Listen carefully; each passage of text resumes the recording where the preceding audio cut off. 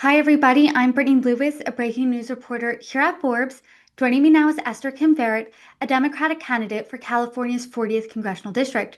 Esther, thank you so much for joining me. Thank you so much for having me, Brittany.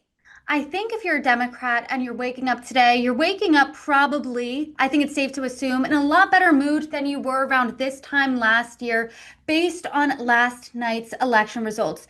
Democrats saw huge wins in blue leaning states like New Jersey, like Virginia, like New York City, as well as California.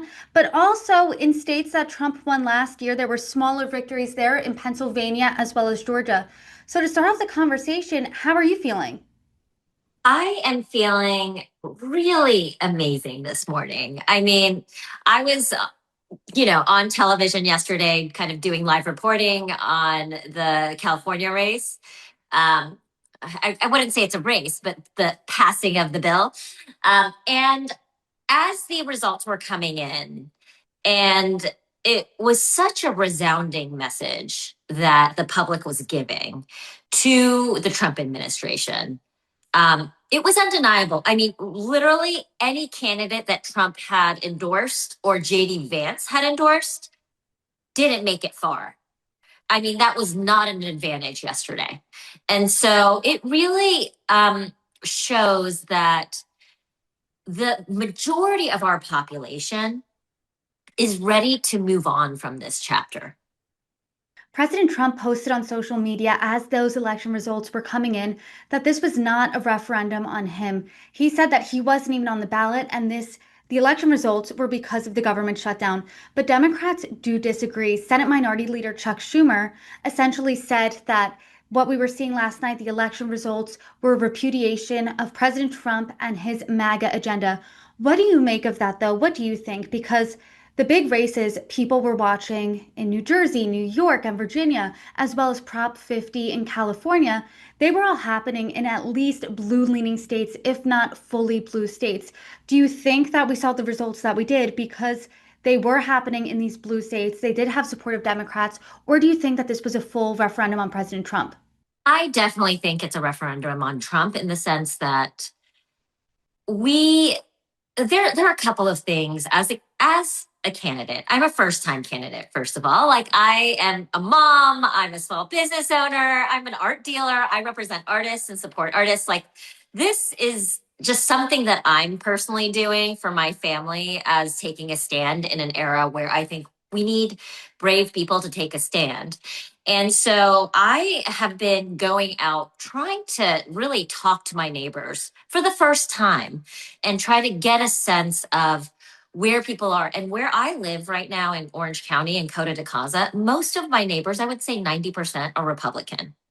And what I have found over and over again is not necessarily leaving the Democratic Party, but a profound skepticism now in the things that they have been told were going to happen in this administration.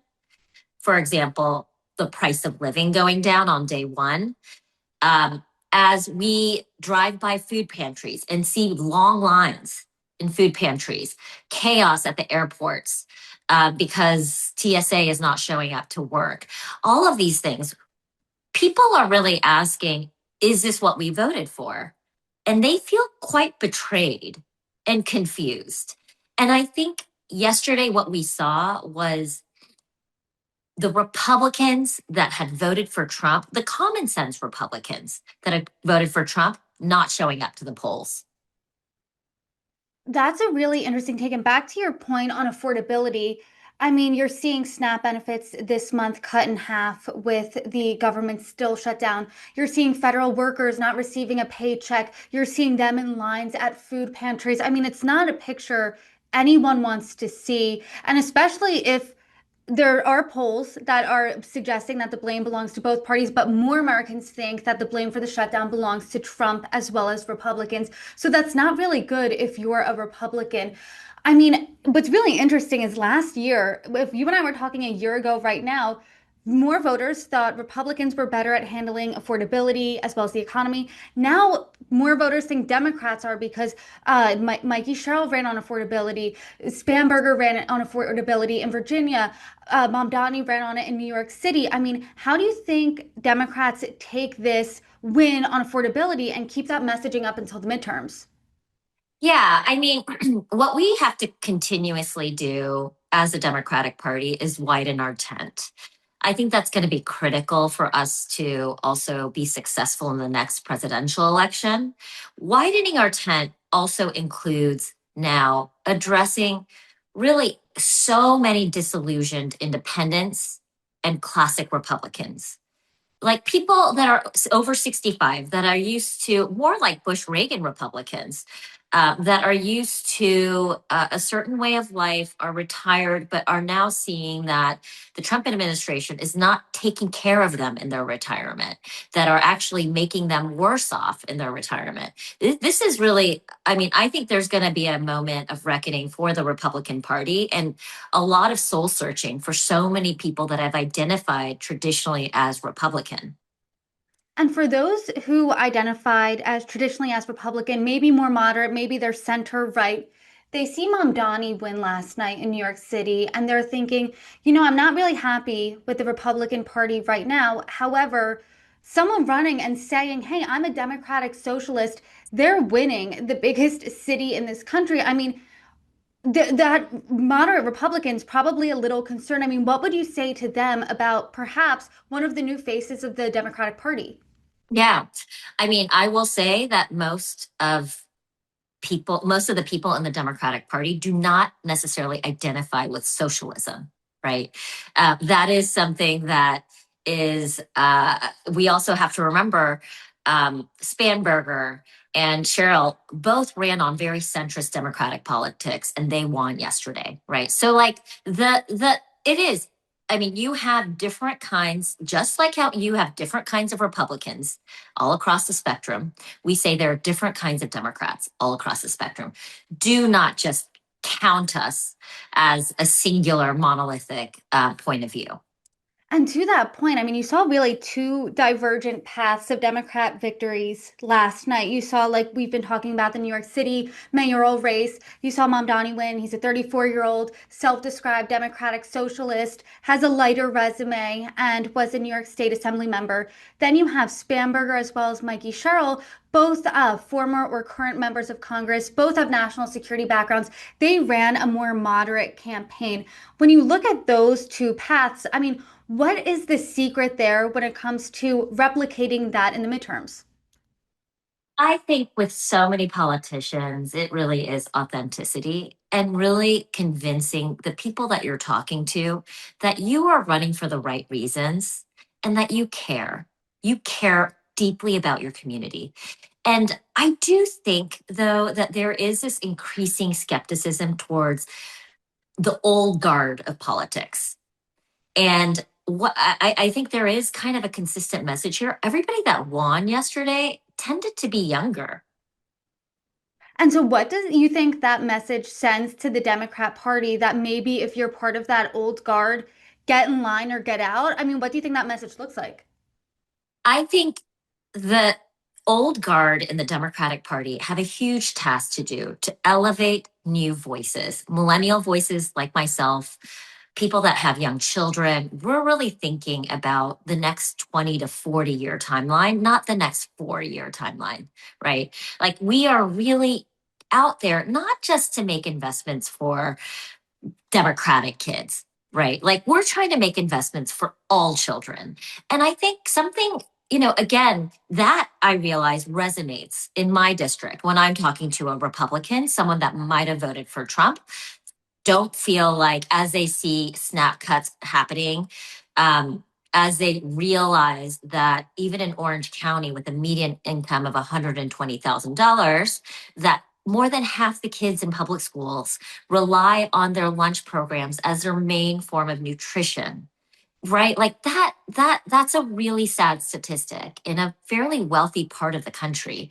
And I keep on saying, listen, the things that Democrats are trying to fix, it's not just for the people that live in South LA or whatever they think it is, people coming across the border. It really is to fix infrastructure for so many families that impact so every single family in America. I truly believe that.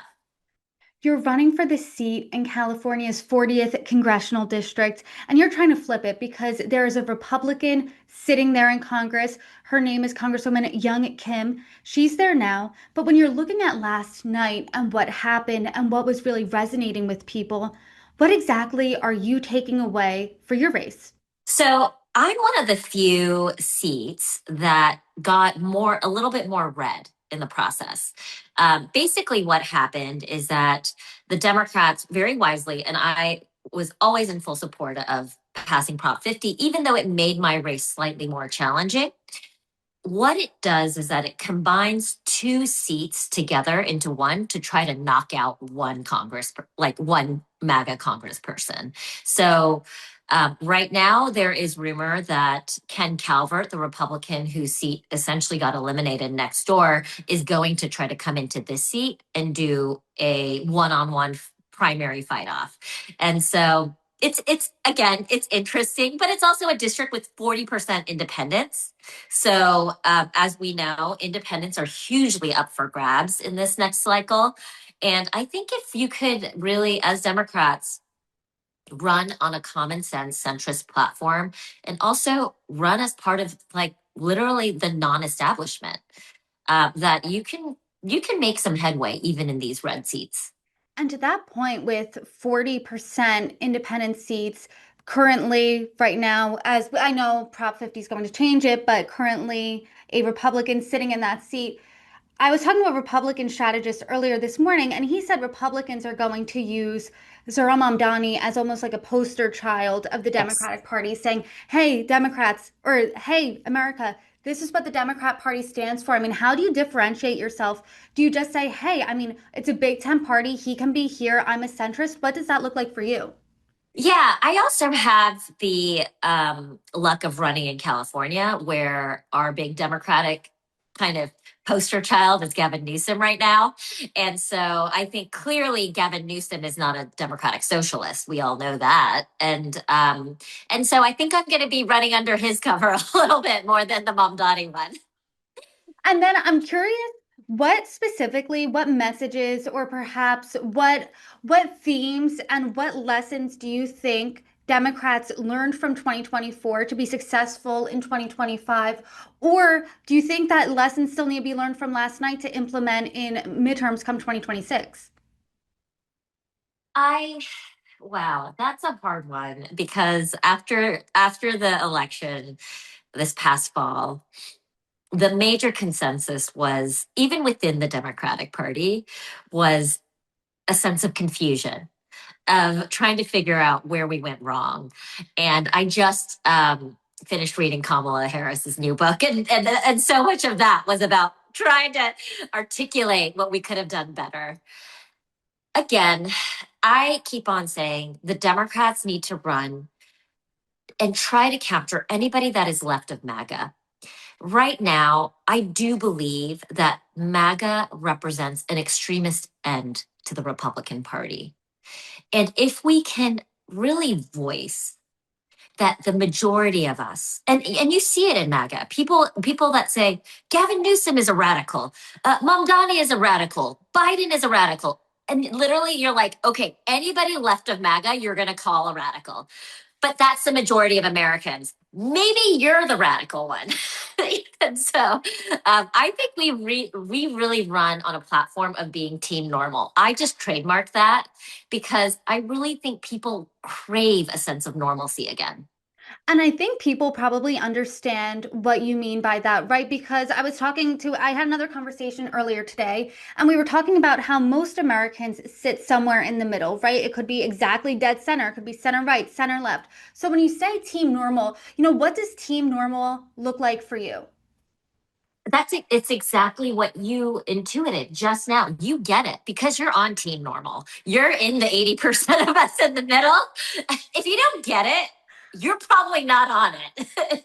And so I keep on saying, like, there are some people that come to me at both ends of the spectrum and they're like, define team normal. And I'm like, if you need defining of what normal is, uh, you're not a part of the club. Sorry.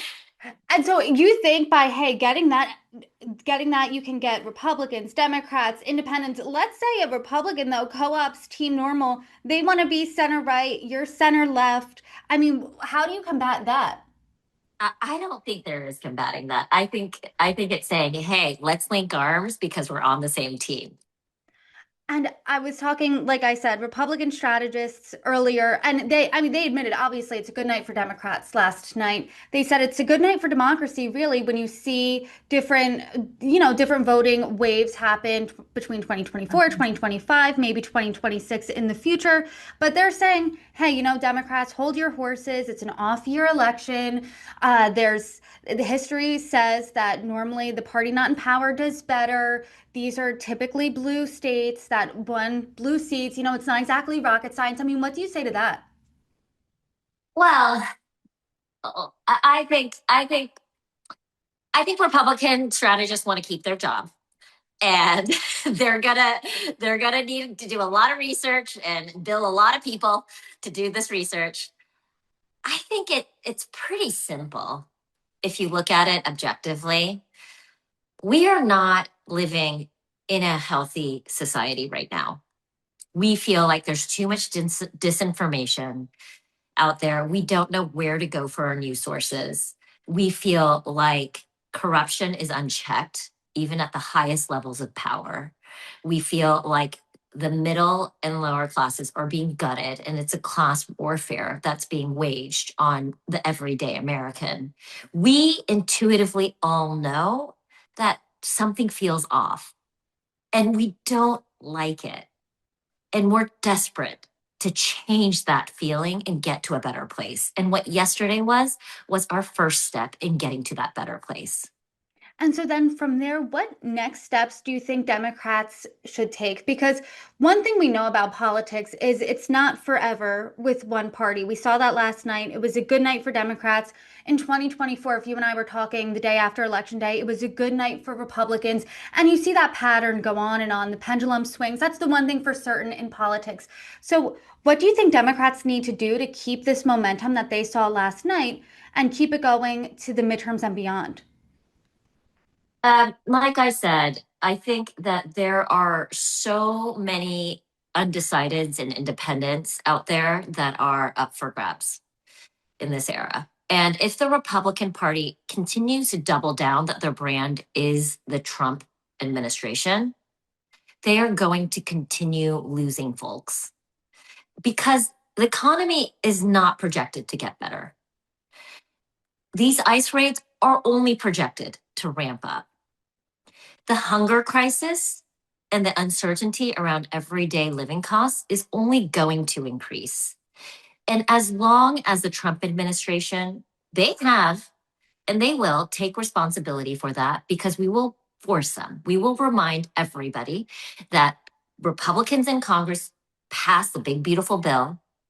Our insurance premiums are going to spike, and that's going to be a monthly reminder of bad Republican policy. And people are going to start losing faith in that brand.